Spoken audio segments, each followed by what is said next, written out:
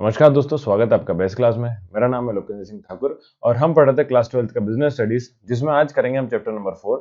Chapter number 3 हम last video में कर चुके हैं। अगर आपने नहीं देखा तो ऊपर आई बटन पे क्लिक करके देख सकते हैं या डिस्क्रिप्शन में उसकी लिंक दी है, वहां से भी उसको देख सकते हैं। चलिए करते हैं चैप्टर 4 प्लानिंग। तो एमपी बोर्ड 2023 में जितने बच्चे भी एग्जाम देने वाले हैं उनके लिए खासकर ये वीडियो है। और आप लोग को ध्यान रखना है कि इस चैप्टर से दो तो ऑब्जेक्टिव आएंगे 1 मार्क्स के, देन उसके बाद एक 2 मार्क्स का क्वेश्चन, देन उसके बाद एक 4 मार्क्स का क्वेश्चन आएगा पेपर में। तो इस हिसाब से प्रिपरेशन करेंगे 2 मार्क्स और 4 मार्क्स दोनों का कवर हो सके, और कॉन्सेप्ट क्लियर रखेंगे तो ऑब्जेक्टिव भी आप आराम से करके आ जाएंगे, है ना। तो प्लानिंग क्या होता है? तो प्लानिंग देखिए, एडवांस में डिसाइड करना होता है कि क्या करना है, कैसे करना है, कौन करेगा। ये सारी चीजें अगर डिसाइड करी जाती है तो वो जो आप प्रॉपर तरीके से डिसाइड कर रहे हैं, बना रहे हैं, उसको क्या बोल दिया जाता है? प्लानिंग बोलते हैं। जैसे कि एग्जाम्पल के तौर पे आप मान सकते हैं कि आप लोगों में से किसी बच्चे ने डिसाइड करा कि मेरे को 95% बनाना है ना।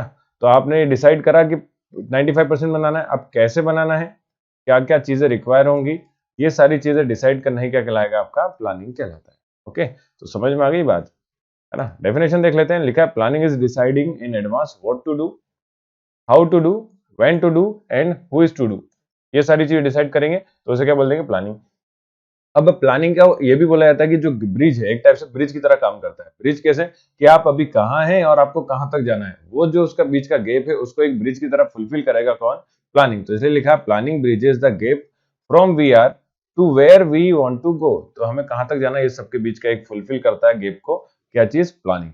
ये आपको डेफिनेशन लिख के आनी है, बाकी की आप चीजें पढ़ लेंगे, ठीक है। पेपर में क्वेश्चन 2 मार्क्स में ऐसा पूछा जा सकता है कि what do you mean by planning, तो आप डेफिनेशन सिंपल से ये लिख के आ जाएंगे, प्लानिंग क्या होता है। देन उसके बाद अगला क्वेश्चन जो बनता है आपका, वो इंपॉर्टेंट क्वेश्चन है, इंपॉर्टेंस ऑफ प्लानिंग। तो ये एक आईएमपी क्वेश्चन है, 4 मार्क्स में पूछे जाने के चांसेस रहते हैं कि प्लानिंग के क्या क्या इंपॉर्टेंस हो सकते हैं। तो आप सिंपली खुद से भी डिसाइड करके लिख के आ सकते हैं कि सोचे, अगर आपने अच्छी से चीजें समझ लेंगे तो आपको पॉइंट, ये वाला रट्टा नहीं लगाना है, रट्टा लगाने की जरूरत नहीं है।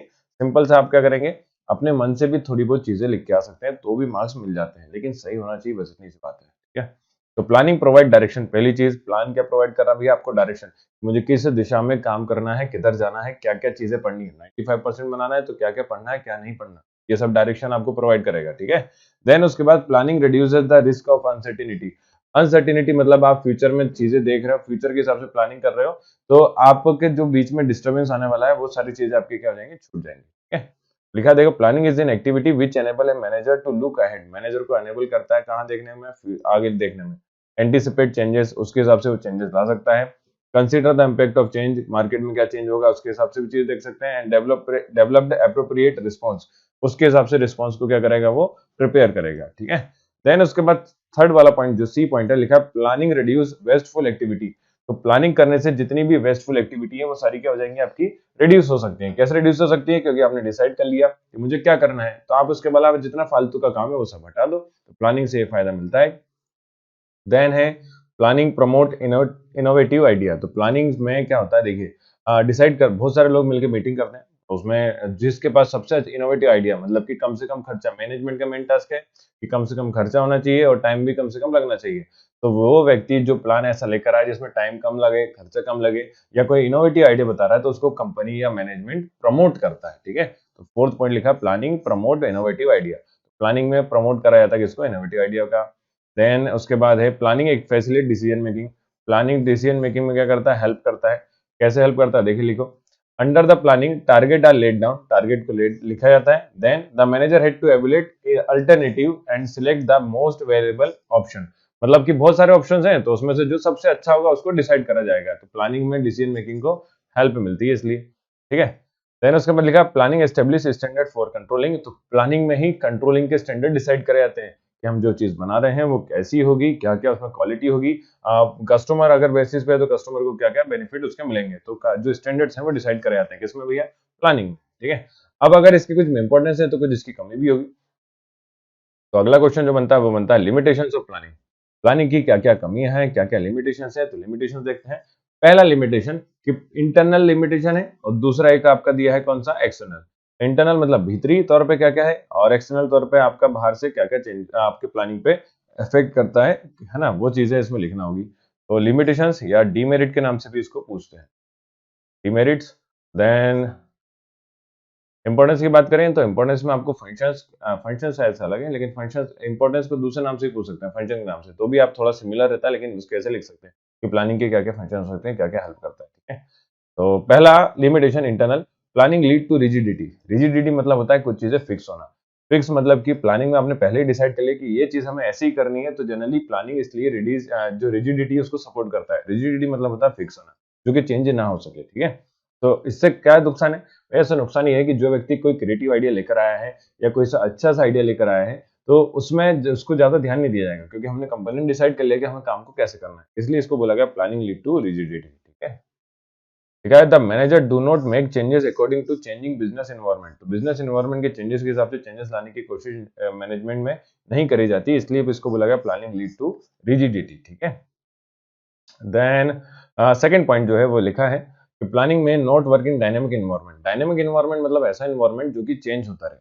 अब ऊपर ही बोला है कि हमने बिजनेस एनवायरनमेंट जो चेंज हो रहा है उसके हिसाब से चेंज होता ही नहीं है ना, क्योंकि आपको थोड़ी ना पता भाई फ्यूचर में क्या होने वाला है। जैसे 2022 में कोविड आया, तो किसी को उसकी एक्सेप्टेंस नहीं थी कि इतना खतरनाक कोविड आएगा कि सारे वर्क जो फोर्स है वो एकदम से गायब हो जाएगा, है ना, कोई काम करने ही नहीं जाएगा। तो वहां पे अब ये बोला है कि वहां पे जो प्लान थे वो प्लानिंग क्या हो गए, सारे के सारे फेल हो गए, इसलिए लिखा प्लानिंग में not work in dynamic environment. Planning जो है डायनेमिक एनवायरनमेंट में काम नहीं कर सकता।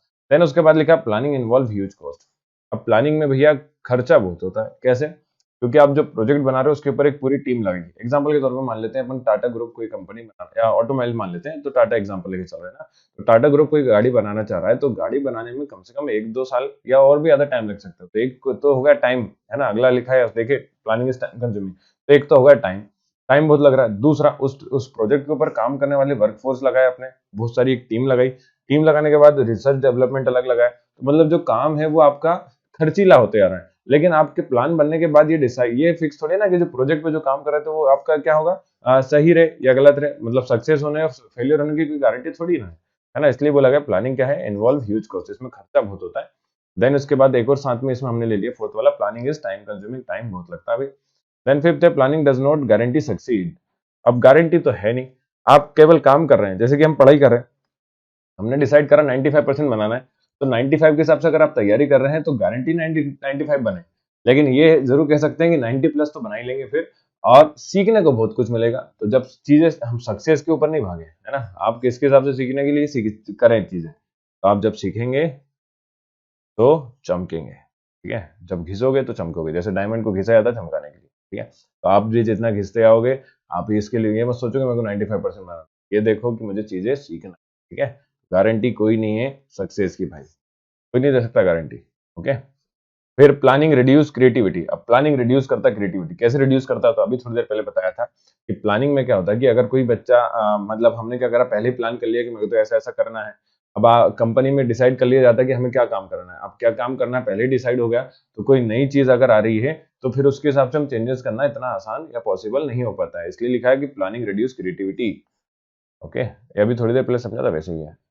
देखो लिखा है in planning work is to be done as per the predetermined plan. Predetermined पहले से जो डिसाइड करा उसके हिसाब से चलता है। It is decided in advance what to be done, पहले डिसाइड कर लेते हैं कैसे करेंगे, क्यों करेंगे, कौन करेगा, ये सारी चीजें। तो इसमें क्या होता है कि टॉप मैनेजमेंट से जो आपके क्या हो रहा है, देखो lead to reduction of creativity, creativity में रिडक्शन हो रहा है on other level of management. तो दूसरे लेवल के मैनेजमेंट पे जो आपके 3 लेवल होते हैं, कौन कौन से, top level, middle level and lower level. तो टॉप लेवल डिसाइड कर रहा तो मिडिल लेवल और लोअर लेवल उसको केवल फॉलो करेंगे, उनमें कोई क्रिएटिविटी के कोई चांसेस नहीं है वहां पे। ओके, तो ये आपके इंटरनल लिमिटेशंस थे। अब आपका क्वेश्चन ये हो सकता है कि भैया हम आएगा 4 मार्क्स में, कितने नंबर का भाई, 4 नंबर का 4 मार्क्स में क्वेश्चन आएगा। आपने इंटरनल लिमिटेशंस में ही हमें 5-6 पॉइंट बता दिए, ये 5, ये छठा पॉइंट था। देन उसके बाद एक एक्सटर्नल लिमिटेशन अलग से है, और एक्सटर्नल का थोड़ा सही है। तो आप देखिए ऐसा है, आपको लिखना है 4 मार्क्स में, तो ऐसे टाइप आंसर लिखना होता है। ऐसे टाइप के बाद आपको 6 पॉइंट की जगह आप कम से कम इसमें 4 से 5 पॉइंट जरूर लिखें। अरे ये क्या खुल गया, ओके, देखिए 6 पॉइंट हो गया, कम से कम 4 से 5 पॉइंट ये वाले लिखे, 5 तक पॉसिबल है ना। उसके बाद एक्सटर्नल लिमिटेशन लिखे, तो क्योंकि एक्सटर्नल लिमिटेशन ज्यादा बड़ा नहीं है। एक्सटर्नल लिमिटेशन मतलब होता है बाहरी तौर पे, तो बाहरी तौर पे क्या क्या चेंजेस आ सकते हैं। देखिए हमें कोई भी बाहर का एनवायरनमेंट के पता नहीं है, हम केवल ऑर्गेनाइजेशन के हिसाब से चीज चल रहे हैं। तो जैसे कि कोविड आया था, तो कोविड एक टाइप से कैसा एक्सटर्नल फैक्टर था, है ना, प्लान पे उसने अफेक्ट कर दिया कंपनी के। देन उसके बाद और क्या हो सकते हैं, तो देख लेते हैं जरा। पहला लिखा है no change in government policy, मतलब changes in government policy, no कहाँ लिखा है, ठीक है। चेंजेस इन गवर्नमेंट पॉलिसी, मान लेते हैं गवर्नमेंट की पॉलिसी में चेंज आ गया जिस वजह से आपके बिजनेस पे क्या होगा, इफेक्ट होगा, तो आपका प्लान में आपको चेंजेस लाना होंगे, तो वहां पे आप एक्सटर्नल लिमिटेशन हो गए। देन दूसरा नेचुरल क्लैमिटीज, तो ये आपको बताया था मैंने अभी, क्या कोविड वाला केस जैसे लिया था। कोविड के अलावा जैसे टर्की का केस आपने अभी सुना, तो वहां पे अर्थक्वेक हो गए, तो अर्थक्वेक की वजह से भी कंपनी पे क्या हुआ है, इफेक्ट डला है। Then change in strategy of competitor, competitor ने स्ट्रेटेजी बदल दी, तो भी आपकी कंपनी में क्या होगा, आपके प्लान पे इफेक्ट पड़ेगा। देन आखिरी पॉइंट बचता है आपका change in economic and social condition, तो सोशल कंडीशन इकोनॉमिक कंडीशन में चेंज आया। सोशल मतलब लोगों के लाइफ स्टाइल में चेंज आ गया या सोच में आ गया, तो आपने जो प्लान बनाया था वो प्लान फेल हो जाएगा। देन इकोनॉमिक, इकोनॉमिक मतलब फाइनेंशियल क्राइसिस वगैरह जैसे केसेस अगर आ जाते हैं तो भी प्लान में चेंजेस लाना पड़ेंगे, मतलब आपका चेंजेस प्लान में पड़ेंगे। तो मतलब ये कंडीशन आपके कंट्रोल में नहीं थी, तो वो जो चीजें आपके कंट्रोल में नहीं है उसके वजह से अगर प्लान में इफेक्ट पड़ता है तो वो सारे क्या कहलाएंगे, आपके एक्सटर्नल लिमिटेशंस कहलाएंगे। ठीक है, तो हमने लिमिटेशन देख ली, इंपॉर्टेंस देख लिए। अब क्वेश्चन ये आता है कि प्लानिंग करने कैसे है, तो उसके लिए क्वेश्चन बनता है what are the planning process, what is the planning process या what are the planning process, ऐसा क्वेश्चन बोर्ड में पूछते हैं। उसके लिए प्लानिंग प्रोसेस देखते हैं। प्रोसेस कैसे करना है, यहाँ पे अपने ऊपर भी अप्लाई कर सकते हैं, कंपनी के ऑर्गेनाइजेशन की बात तो कर ही रहे हैं, लेकिन उसके अलावा आप अपने ऊपर भी अप्लाई कर सकते हैं। कैसे? जैसे कि सबसे पहले डिसाइड करना होता है कि आपको क्या अचीव करना है, ऑब्जेक्टिव डिसाइड कर जाएंगे। जैसे कि हमने अभी थोड़ी देर पहले बात करी 95% अपने को लाना है, तो 95% हमने डिसाइड कर लिया, तो ऑब्जेक्टिव डिसाइड करें कि 95% लाना है। Then developing premises, developing premises मतलब कि आपको अजम्पशंस लेके चलना है कि आगे फ्यूचर में हम लोग जब ऑब्जेक्टिव अचीव करेंगे तो क्या क्या प्रॉब्लम बीच में आ सकती हैं। ठीक है, लिखा है देखिए, planning premises are the assumptions about likely shape of event in the future. It forecast the obstacles, obstacles मतलब रुकावटें, प्रॉब्लम्स और limitations in the path of effective planning. तो प्लानिंग के बीच में क्या क्या दिक्कत आएंगी, जैसे आपने 95 डिसाइड करा था, 18 मार्च को पेपर है, 8 मार्च को होली आ गई 18 मार्च का एग्जाम है, देन 8 मार्च को क्या आ गया, आपका होली, तो होली से आपका प्लानिंग में थोड़ा सा चेंजेस आएंगे, तो हमने बोला पहले डिसाइड करें, देन उसके बाद डेवलप करें प्रेमिसेस के बीच बीच में कहाँ कहाँ पे प्रॉब्लम्स आ सकती हैं। देन आइडेंटिफाई, आइडेंटिफाई करें alternative course of action. Alternative course of action मतलब कि आपने उसके अलावा 3 तरीके और बना रखे हैं, प्लान जो अचीव करना है उसके लिए आपने 3 रास्ते बना रखे हैं। एग्जाम्पल के तौर पे आपको यहाँ से मैं अभी करंट में हूँ सीहोर, ठीक है। मैं एक एग्जांपल ले रहा हूँ, जिन लोगों ने देखा होगा वो समझ जाएंगे, जिन्होंने नहीं देखा कोई दिक्कत नहीं। सीहोर से भोपाल की दूरी है 35 kilometre bye highway, Indore Bhopal highway के जरिए 35 किलोमीटर या 30 किलोमीटर पड़ता है। लेकिन इसके अलावा 3 रास्ते हो रहे हैं भोपाल जाने के, तो एक आप एक अयोध्या बाईपास NH 46 के जरिए भी जा सकते हैं, एक बीच में से जो ग्रामीण क्षेत्र है वहां से भी जा सकते हैं, तो 3 रास्ते हो गए। तो यहाँ पे अल्टरनेटिव कोर्स ऑफ एक्शन मतलब प्लान तक अचीव करने के लिए आपको बेस्ट अलग अलग ऑप्शन ढूंढने होंगे, उनमें से जो सबसे अच्छा है उस रास्ते को चूज करें, बाकी को क्या कर दें, नेग्लेक्ट या हटा दें। आइडेंटिफायर करा अल्टरनेटिव कोर्स ऑफ एक्शन, दूसरा रास्ता देखा। Then evaluating alternative course of action, evaluate करना मतलब उसको हटा देना। आपको देखना है कि कौन कौन में ज्यादा बेनिफिट है, कौन से प्लान में ज्यादा बेनिफिट नहीं है। देन अगर आपने एवेल्युएट कर दिया तो फिर उसमें करेंगे सिलेक्ट एन अल्टरनेटिव, सबसे अच्छा जो अल्टरनेटिव है उसको क्या करेंगे, सिलेक्ट करेंगे। डिसाइड कर लिया हमने कि अभी हमको इस प्लान के ऊपर काम करना है, इसमें कोई दिक्कत नहीं है, तो उसके बाद उसको करा जाएगा इम्प्लीमेंट, इम्प्लीमेंटिंग द प्लान। जब इम्प्लीमेंट कर देते प्लान तो उसकी गारंटी है कि नहीं सक्सेस की, ये आपको पता चलेगा रिजल्ट से, तो इसलिए रिजल्ट के लिए फॉलो अप एक्शन आखिरी में लिया जाता है। ठीक है, फॉलो अप एक्शन ये बताता है कि हमने जो प्लान बनाया उसके हिसाब से काम हुआ है कि नहीं हुआ, नहीं हुआ तो हमें क्या क्या चेंजेस लाने हैं जिससे कि हम प्लान को अचीव कर सकें। देखिए लिखिए, to see whether plan are being implemented, activities are perform according to schedule, in case of any deviation, deviation मतलब चेंजेस आए तो changes are made in the plan, plan में चेंजेस फिर करे जाते हैं। तो ये एक प्लानिंग की प्रोसेस है, ये पूरी प्रोसेस जो है स्टेप बाय स्टेप करा जाता है, इसलिए आपको इसी तरीके से लिख के आना है। ओके, तो ये क्वेश्चन बन जाता है, किसी को डाउट हो तो जरूर बोलें। देन उसके बाद कितने टाइप्स के प्लान हो सकते हैं, तो जनरली 2 टाइप के प्लान रहते हैं। एक प्लान होता है सिंगल यूज प्लान, जैसा कि नाम में दिख रहा है, सिंगल मतलब एक बार यूज करा जाएगा, ऐसा प्लान जो एक बार यूज करा जाएंगे, वन टाइम वाले हैं उनको बोला जाएगा सिंगल यूज प्लान। देन उसके बाद आते हैं आपके, ये डेफिनेशन जो लिखी है वो प्लान की लिखी है, ठीक है। आपको इसको नहीं देखते हुए टाइप्स देखना, सीधे सिंगल यूज प्लान पहला हो गया। सिंगल यूज प्लान अभी बताया जो एक बार यूज करा जाएगा, ऐसा प्लान को बोल देंगे सिंगल यूज प्लान, ठीक है। इसमें लिखा है देखो, single use plan is a business refer to plan develop for one time project और event that has is one specific object, तो जिसका एक ही ऑब्जेक्टिव है, एक ही बार करना है, उस प्लान को क्या बोलते हैं, सिंगल यूज प्लान। अब सिंगल यूज प्लान में भी 2-3 टाइप होते हैं, 2-3 टाइप के हैं, या फिर उसको एग्जाम्पल भी बोल सकते हैं। एग्जाम जैसे कि प्रोग्राम, प्रोग्राम कौन सा हो गया, हमने जब प्लानिंग कर रहे होते हैं तो ऑब्जेक्टिव या आपका रूल्स रेगुलेशन पॉलिसी बनाई जाती है, तो रूल्स रेगुलेशन पॉलिसी वगैरह जो है वो सब सिंगल बार एक बार बनाया जाता है, लेकिन Program is a single-use plan contained detailed statement about project outlining the objectives, policies, procedures, rules, tasks, physical and human resource required to implemented by any course of action. तो ये एक बार करा जाता है, बार बार तो करना नहीं, ऐसा नहीं कि हर बार रूल्स रेगुलेशन बना रहे हैं। जैसे कि भारत का संविधान लिखा गया था तो वो कंटिन्यू चल रहा है, उसमें थोड़े बहुत चेंजेस बीच बीच में चलते रहते हैं। एग्जाम्पल दूसरा है आपका बजट। बजट मतलब कि हर साल नया बजट आता है, तो एक बार बजट आया तो वो एक ही बार बनाया जाता है, फिर नेक्स्ट ईयर दूसरा बजट आएगा। ठीक है, तो बजट भी एक टाइप का क्या हो जाता है, आपका सिंगल यूज प्लान हो जाता है। हम डिसाइड करते हैं नंबर के टर्म में कि आगे क्या क्या एक्सपेंसेस करेंगे, कुछ टाइम जो भी हमारा आने वाला फाइनेंशियल ईयर रहेगा, तो उसको क्या बोल देते हैं, अपन बजट बोल देते हैं। देन उसके बाद दूसरा आता है आपका स्टैंडिंग प्लान। स्टैंडिंग प्लान कहने का मतलब ऐसा प्लान जो एक बार बनाया पर हमेशा चलता रहेगा। मतलब एक बार हो गया काम तो वो बार बार रिपीट करेंगे, ऐसे प्लान को बोलते हैं अपन स्टैंडिंग। स्टैंडिंग मतलब खड़ा रहता है। तो अब कितने टाइप के स्टैंडिंग प्लान होते हैं, तो पहला देखिए क्या आता है। पहला आया था ऑब्जेक्टिव। कंपनी में डिफाइन करे जाते हैं ऑब्जेक्टिव की ऑर्गेनाइजेशन को कहां तक करना है, कैसे करना है, तो ये आपके क्या हो जाता है भाई, सिंगल यूज प्लान। एग्जाम्पल लिखा है, increase sales by 10%, getting 20% return on investment, ETC ETC, ये सारे क्या है आपके ऑब्जेक्टिव। एक टाइप से कैसे प्लान है, स्टैंडिंग प्लान है। लिखा है डेफिनेशन देख लें स्टैंडिंग प्लान की, तो इसमें लिखा है standing plan are used over and over again because they focus on organisation situation that occur repeatedly.